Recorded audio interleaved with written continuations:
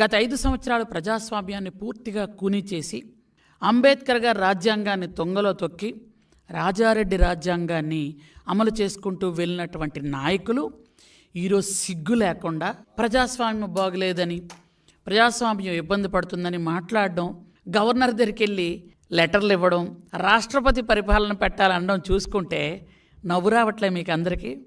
నాకైతే ఎంత హాస్యాస్పదంగా ఉందంటే దెయ్యాలొచ్చి వేదాలు చెప్తున్నట్టుంది. గులివెంద గింజ కింద నలుపు చూసుకోకుండా మాట్లాడుతున్నట్టుంది నాకు.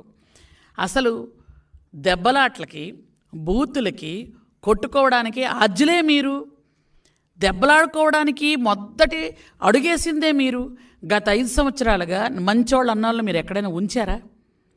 జగన్మోహన్ రెడ్డి అసలు ఇతను ఎలా మాట్లాడుతున్నాడో నాకు అర్థం అవడం లేదు. కానీ ఈరోజంట ఆయనకి గవర్నర్ దగ్గరికి వెళ్ళి అర్జీ ఇస్తున్నాడంట.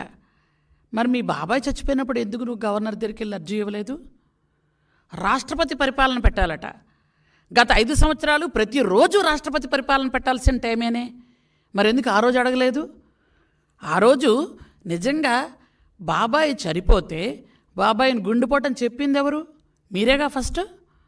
బాబాయ్ గుండెపోటని చెప్పిన తర్వాత వాళ్ళ కూతురికి అనుమానం వచ్చి ఏమిటి అని ఆరా తీస్తే ఇంటి నిండా బ్లడ్ ఉంటే లేదు మా నాన్నగారు గుండెపోటు కాదని ఆవిడ అనుకుంటుందని అప్పుడొచ్చి అన్నదమ్ములు ఇద్దరు, ఈయనతో పాటు ఇంకొక ఆయన ఉన్నాడు కదా ఎంపీ, ఇద్దరు వచ్చి వీళ్ళిద్దరూ డ్రామాలు వెళ్ళారు. అప్పుడు ఇలా కొట్టారు, ఇలా చంపారు, ఇలా లాగారు అని పూర్తిగా ఖండాలుగా గొడ్డలతో నరికి చంపేస్తే గుండెపోటని చెప్పినటువంటి దొంగ నాటకాలాడిన మీరు ఈరోజు ప్రజాస్వామ్యం గురించి మాట్లాడతారు. ఈ ఇద్దరు అన్నదమ్ములే చంపేశారని ఆ ఇద్దరు అక్క చెల్లెలు, సొంత అక్క చెల్లెలు ఇద్దరు, ఓ పక్క షర్మిల గారు, ఇంకో పక్క సునీత గారు ఇద్దరును ఈ ఇద్దరు అన్నదమ్ములే చంపేశారు అని డైరెక్ట్గా చెప్పిన రోజు మీకు మాటలు ఏమయ్యాయి? ఆ రోజు ఎందుకు సిబిఐ ఎంక్వైరీ పెట్టలేదు? నిజంగా ఢిల్లీ వెళ్ళి ఈరోజు మీరు ధర్నా చేయడం కాదు, ఢిల్లీ వెళ్ళి సిబిఐ ఎంక్వైరీ మీ చిన్నాన్ని ఎవరు చంపారో వెయ్యగలవా? నీకు ధైర్యం దమ్ముంటే సిబిఐ ఎంక్వైరీ కోరుకోగలవా?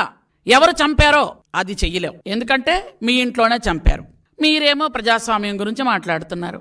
ఈరోజంట ఎవరైనా కక్షపూరితంగా ఒకరికొకరు కొట్టుకుంటే అది మా మీద ఆపాదిస్తారు, కక్షపూరితంగా ఎవరెవరైనా చంపుకుంటే అది మా మీద ఆపాదిస్తారు. వెంటనే అబద్ధాలు ఆడడం మీకు వెన్నతో పెట్టిన విద్యలా ఉంది. ఎందుకంటే మొదటి నుంచి అదే.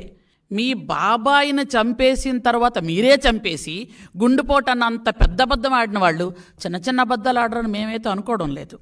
ఎందుకంటే మీకు ప్రజాస్వామ్యం అని కానీ, మనుషులని కానీ, మానవత్వం అని కానీ మచ్చుకు కూడా ఎక్కడా కనిపించలేదు జగన్ రెడ్డి నీకు. ఈరోజు మీరు మాట్లాడుతున్నారే 33 చనిపోయారు, సిగ్గనిపించట్లే మాట్లాడడానికి? 3-4 ఎక్కడో మీరే నరుక్కొని మీరే చంపేసుకొని 33 చనిపోయారు.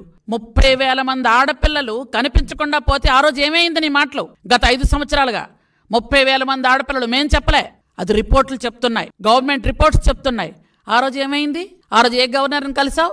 తాడేపల్లి కొంపలో పరదాలు వేసుకొని కూర్చున్నావు. ఇతనికి ఏంటంటే చిన్నపిల్లలకు చాక్లెట్ ఇస్తే బయటకు వచ్చినట్టు ఈయనకి శవం కనిపిస్తే బయటకు వస్తాడు నవ్వడానికి. శవం కనిపించగానే శవం ఎక్కడ దొరుకుతుందా అని అదేమి అలవాటో నాకు అర్థం కాలే. కొన్ని సినిమాల్లో నేను చూశాను, ఎవరైనా ఏడుస్తూ ఉంటే ఈయన నవ్వుతూ ఉంటాడు ఎదురుగున్న ఆయన. అలా ఉందన్నమాట. ఎవరైనా చనిపోతే వెంటనే పరదాలను వదిలేసి వెంటనే అక్కడికి వచ్చేసి వాళ్ళని పలకరించుడు, నవ్వుతూ పథకాల గురించి మాట్లాడతాడు. ఈయన మైండ్ ఏంటో, ఆ పద్ధతి ఏంటో నాకు అస్సలు అర్థం కాలే. మీరు ఇలా మాట్లాడుతున్నారే, మరి ఆ రోజు డాక్టర్ సుధాకర్ గారిని నడి రోడ్డు మీద చంపారే, నడి రోడ్డు మీద మీ వాళ్ళే చేశారే, మరి అతని గురించి ఎందుకు మాట్లాడట్లేదు? మీ సొంత చిన్న గురించి ఎందుకు మాట్లాడవు? డాక్టర్స్ సుధాకర్ గారు తర్వాత డాక్టర్ అనితారాణి గారు, డాక్టర్ అచ్చెన్న గారు, వాళ్ళని ఎంత హింసలు పెట్టారే, ఎందుకు దాని గురించి మాట్లాడరు? పూర్తిగా అసలు ఈరోజైతే అసెంబ్లీకి ఒక మహానుభావుడు వస్తుంటే నాకు సిగ్గనిపించింది. దేవాలయం లాంటి అసెంబ్లీకి ఒక డ్రైవర్ని చంపేసి డోర్ డెలివరీ చేసి పెద్ద ఉత్తముళ్లాగా మళ్ళా వచ్చి ఈరోజేమో ప్రజాస్వామ్యం కూని అయిపోతుంది అంటున్నాడు ఒక ఆయన అసలు ఏం వాళ్ళు వచ్చి ప్రజాస్వామ్యం గురించి మాట్లాడుతున్నారే. 4 రోజులు 2 నెలలు చంపేశాను నొప్పుకొని జైల్లో ఉండొచ్చిన అతను సుబ్రహ్మణ్యం ఒక దళితుడిని చంపేశారు. ఈరోజు ఆ మహానుభావుడు వచ్చి ఎన్ని మాటలు మాట్లాడుతున్నాడంటే పూర్తి మళ్ళీ చూస్తే అనంతమంతా చెప్పినటువంటి అనంతబాబు ఏదో ఈయనకి అస్సలు ఎక్కడా ఏ మచ్చలేనట్టు. ఎంత దారుణం అంటే డ్రైవర్ని చంపేసి డోర్ డెలివరీ చేశాడు ఆయన. జైల్లో ఉండొచ్చాడు. ఈరోజు ఆయన ప్లకార్డులు పట్టుకొని ఆయన బయట ఏమో తిరుగుతున్నాడు. అంటే దెయ్యాలు వేదాలు వల్లించడం కాదా ఇది? ఒకరు కాదు, ఇద్దరు కాదు. యాక్చువల్గా అయితే ఓం ప్రతాప్, కోడికత్తి సీను మీకు సాయం చేయడానికి చేశాడో దేనికి తెలియదు కానీ 5 ఏళ్ళు ఉంచారు పాపం ఆ దళిత యువకుడిని లోపల. అలాగే హనుమాయమ్మ, స్నేహలత, రమ్య, వెంకాయమ్మ, శ్యామ్ కుమారు, కర్రీ శ్రీకాంత్, జడ్జి రామకృష్ణ గారు, వీళ్ళందరూ గుర్తులేదా?